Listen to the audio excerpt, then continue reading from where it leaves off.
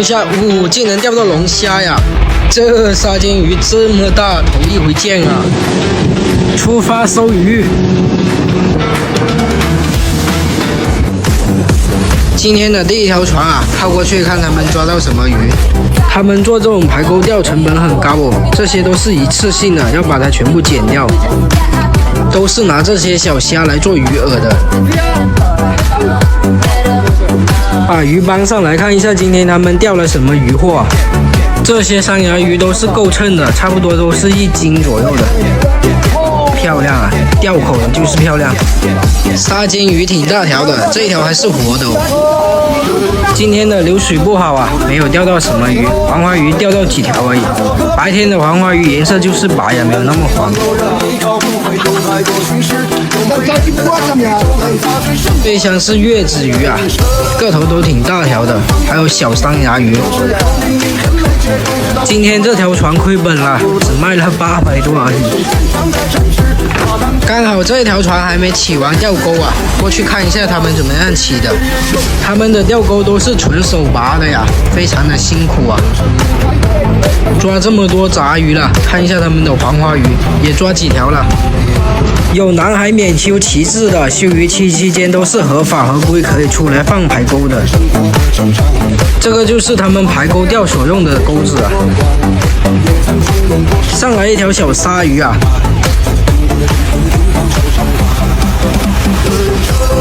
这个品种的小鲨鱼不是保护动物啊，可以食用的。上来一条月子鱼啊，又上一条，又上一条，又来一条3连钩了呀！沙尖鱼，这一条沙尖鱼够大，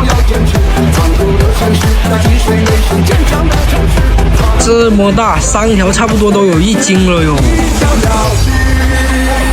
上来一条小黄鱼啊，现在的小黄鱼可贵了，这么小的长子鱼直接扯断绳子不要的。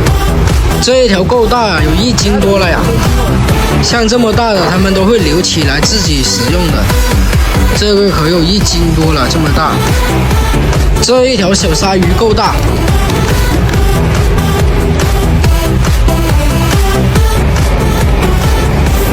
这个活力是真的好啊。双飞，白天钓的黄花鱼颜色就是白了点。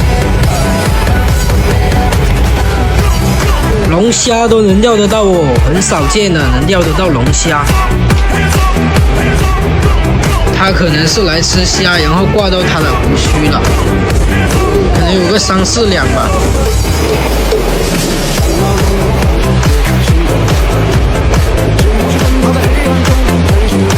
收完排钩了，把浮漂拉起来就行了。准备称鱼，先把冰柜里面的鱼搬出来先。这些丁公鱼够大呀，不错。这些都是天亮早上钓的，颜色没有那么黄啊。这个是昨晚钓的，一看对比就对比出来了，这个这么黄，那个那么白。